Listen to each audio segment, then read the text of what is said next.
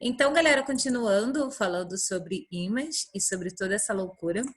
Analisa, você é muito louca, meu Deus do céu. É só uma aula de ímã, tu já falou de várias teorias de conspiração aí, garota. É incrível, gente. Eu sou super empolgada com essa matéria.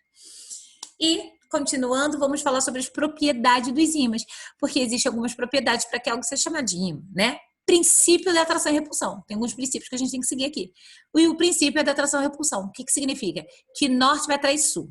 Sul vai atrair norte. Norte com norte, sul com sul, vai repelir. Esse é o princípio da atração. Polos de mesmo nome se repelem, de nomes diferentes se atraem. Comportamento dessa pedra maravilhosa. Ok? Tá vendo aí o esqueminha que eu fiz para vocês? Quer dizer,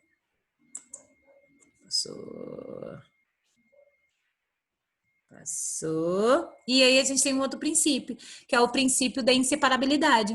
Como, Ana? Lembra que eu falei para vocês? Se eu pego um ímã, parto ele ao meio, eu crio outro novo ímã, com outros dois polos, norte e sul. E aí eu vou pegar esse ímã e vou cortar novamente. E eu vou criar outro ímã com dois polos. Existe no CBPF uma linha de pesquisa que estuda monopólio. CBPF é o Centro Brasileiro de Pesquisas Físicas, que é lá na URCA. E essa, não nessa época, né, de quarentena, mas ela é aberta a todos se vocês quiserem conhecer. E tinha alguém estudando sobre monopolo, mas na natureza não existe um polo, um monopolo. Só existem polos, norte e sul de um ímã. Para ser um ímã tem que ser realmente isso aí. Ok? Alguém gasta tempo estudando isso? Sim. Sabe-se lá dos porquê.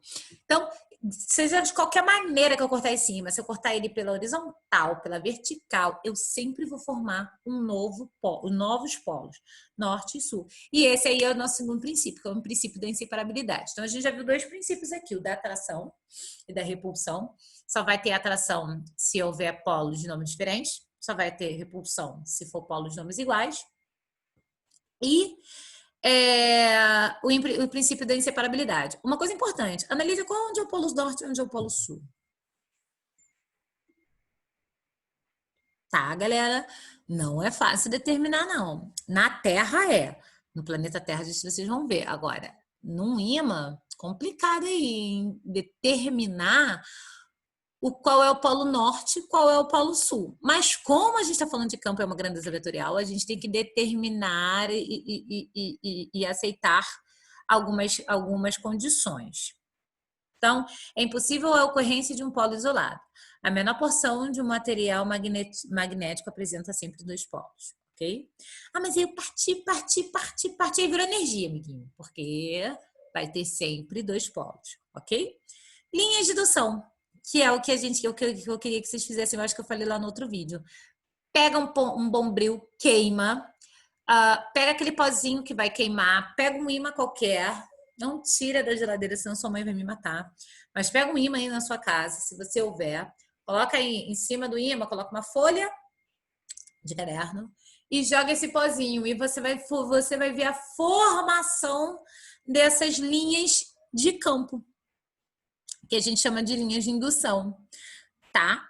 Eu vou chamar aqui, eu tenho que fazer, é um vetor, então eu tenho que determinar algumas coisas, ok? Quais são? As linhas de indução magnética de um ímã em forma de barra. Analise, as linhas vão depender do formato do meu ímã, tá? Eu estou mostrando aí para vocês em forma de barra. São linhas que sempre saem do polo norte e vão para o polo sul. Sempre dessa maneira.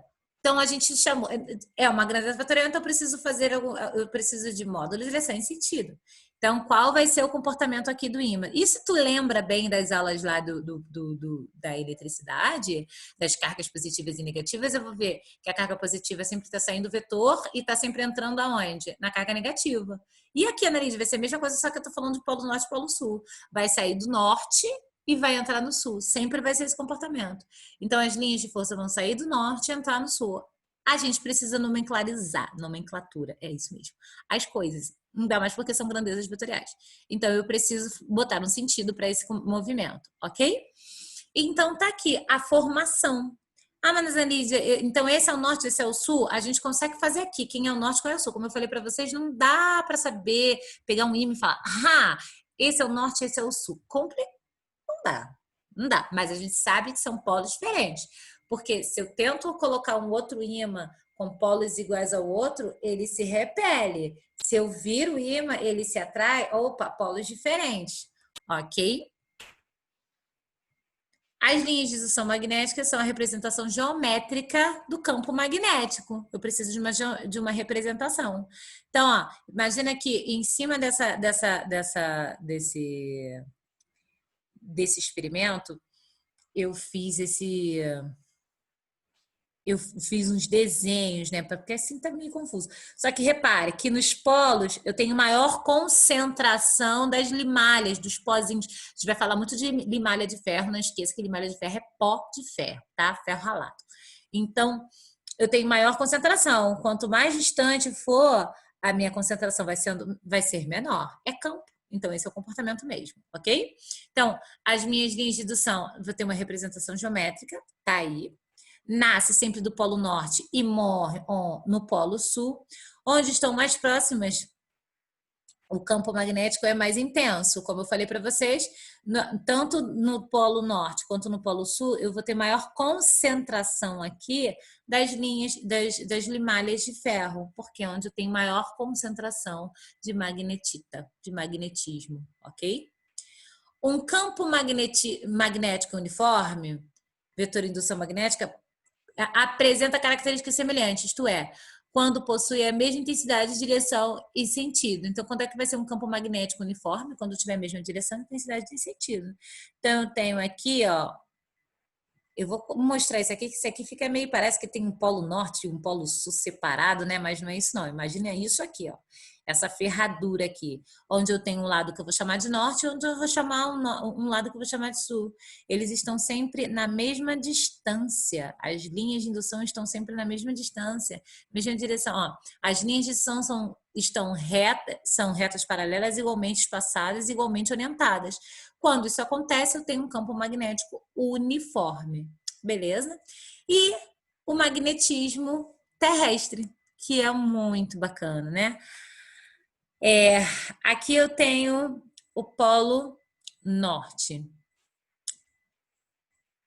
Ana Lídia, esse é o norte, né? Polo geograficamente norte. Se esse é o norte geográfico, significa que eu tenho o sul aqui magnético. Repare que os polos, eles não são na mesma direção em sentido, têm o mesmo elas têm a mesma direção, só que elas têm sentidos diferentes. Faz um ângulo, né, entre um e o outro aqui de 11,5 graus, onde é o polo norte, pouquinho a 11,5 graus dele, eu tenho o polo sul magnético. Aqui eu botei a representação de um ímã, né? Aí não tá claro que eu tô... Deixa eu ver se é outra imagem aqui, ó. Em 1600, William descobriu que a Terra é um grande ímã natural, com os polos magnéticos, cada qual na vizinhança de um polo geográfico. Chama-se campo magnético terrestre o campo magnético que existe ao redor da Terra. Quando eu pego um ímã, gente, ele vai apontar para o norte. É óbvio, eu tenho que ir para o norte e vai apontar para o norte. Mas se ele está apontando para o norte, aquele ímã imantado, na verdade, ele é o quê? É a parte o quê? Sul ou norte. Se ele está apontando para o norte geográfico, é porque é o sul magnético. Se é o sul magnético, então é o norte do meu ímã que está apontando para o sul geográfico. Por isso, norte. Ficou confuso? Então, continua aqui. A existência desse campo se manifesta pela orientação da agulha magnética, bússola. O campo magnético terrestre pode ser considerado uniforme em uma extensão bastante grande, como, por exemplo, na região ocupada pela cidade. Se suspendermos uma agulha magnética de maneira que ela possa girar livremente, ela irá se orientar de maneira que seu eixo fique na linha do campo magnético local. Essa linha é próxima da linha norte-sul geográfica, meridiano geográfico. Mais um pouquinho de magnetismo na Terra, né? Ó, aqui tá mais claro.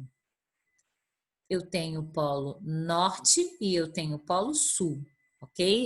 Vamos lá, geografia, né? Norte e sul. Aonde é o sul? Olha onde está o sul magnético e olha onde está o norte magnético. E aí a gente sempre vai compor daquela maneira que a gente já aprendeu. Sai sempre, as linhas de forças vão sempre sair do norte e entrar no sul. E aqui onde tem grande concentração de campo de força magnética, de campo magnético, é onde eu tenho as minhas auroras. Aurora boreal e austral. Uma acontece, a boreal eu acho que é no norte e a austral é no sul. São os mesmos efeitos, né, no globo, mas as auroras acontecem pela concentração, é a representação de que existe umas linhas de campo acontecendo ali. Meu sonho na vida é presenciar isso de perto, mas a época que isso acontece eu estou dando aula. Então, só quando eu me aposentar. O campo magnético terrestre pode ser dividido ao núcleo de ferro, pode ser devido, olha, dividido, ao núcleo de ferro da Terra, né? A Terra, no seu núcleo, ela é feita de ferro líquido e que está sempre na mesma orientação. Então, linha tem corrente elétrica, se tem corrente, tem campo. E são essas linhas de campo que nos protegem dos raios solares que são super violentos para a gente. O Sol é o que nos dá vida e é também o que pode nos matar. Quem nos protege como um manto invisível são essas linhas de campo que filtra, que vai filtrando esses raios solares até chegar aqui na Terra. Se não fosse essa linha de campo, essas linhas de campo, não haveria vida na Terra. Suspeita-se que Marte, ela tem aquela cor, eu até coloquei lá no Instagram, ela é daquela maneira, porque ela não tem, para criar, por exemplo, vida que aguente o Sol, e por mais que ela esteja distante do Sol em relação à Terra, só tem vida se houver campo magnético ao redor daquele planeta. Então, a primeira coisa para que haja vida, isso terraqueamente falando, né, gente? Vai chegar um alienígena aí e vai falar, tu tá errado, então a física babou. Mas, por enquanto, só a vida se existir essas linhas de campo de proteção. Olha como é que essa linha é importante, essas linhas de indução são importantes ao redor da Terra. Elas nos protegem de raios, de radiações, né? Gamas, umas radiações de alto poder destrutivo. São essas linhas que protegem a Terra para que haja vida. A natureza é incrível. A configuração do campo magnético da Terra é parecida com a de um gigantesco ímã em forma de barra localizado próximo ao centro da Terra. Os polos magnéticos da Terra não coincidem com os polos geográficos. Então, coloquei, ó, vento que vira luz. As descobertas das partículas solares trouxe as explicações científicas da formação das auroras. Já me antecipei, né? E já falei. Então, depois esse slide vai ficar para vocês podem ler com calma, ok? Mas são os ventos solares que entram lá nas nossas linhas de indução e elas explodem. Obviamente a gente não vai ouvir porque não tem matéria no vácuo, é vácuo, mas existe aquele show luminoso que são as auroras, ok? E é a certeza que existe campo magnético ao redor da Terra. Agora, uma coisa que eu falo para vocês: a Terra está girando em torno do Sol. Tem como eu desmagnetizar alguma coisa? Tem. Se você pegar um maçarico, fogo mesmo, num ímã, ele desmagnetiza tudo. E olha como a gente está perto, assim, perto do Sol. Analise significa que o Sol vai desmagnetizar a Terra?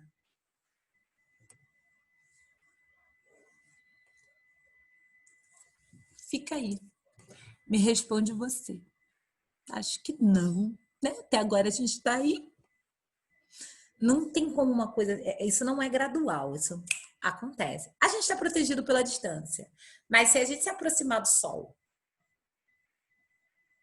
desmagnetiza. Se desmagnetiza entre os raios que vão nos matar imediatamente.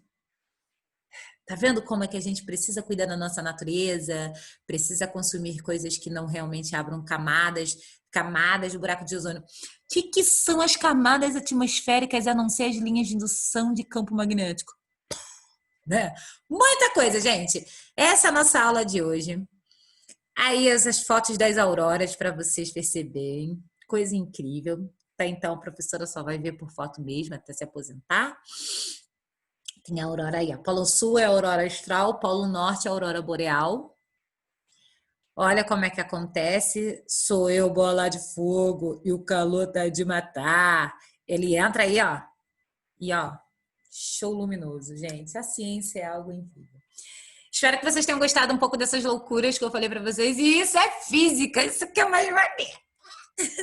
E aí a gente vai entender algumas outras coisas sobre força magnética, sobre campo magnético de outras maneiras, em outros formatos, como são os formatos. Aí agora tudo vai virar formato. Vamos entender os formatos dos ímãs e como as linhas de indução se comportam em relação a esses formatos, ok? Espero que vocês tenham gostado da nossa aula de hoje. Tomara que eu não tenha falado muito. Que fiquem no coração de vocês, tenham cuidado do nosso planeta, porque ele é incrível, ciência incrível. A natureza é algo belo e estamos vivos e seguros por conta das linhas de indução do campo magnético ao redor da Terra. Eu separei uns exemplos para vocês, mas turma, a gente vai fazer isso ao vivo, ok? Até a próxima aula, então.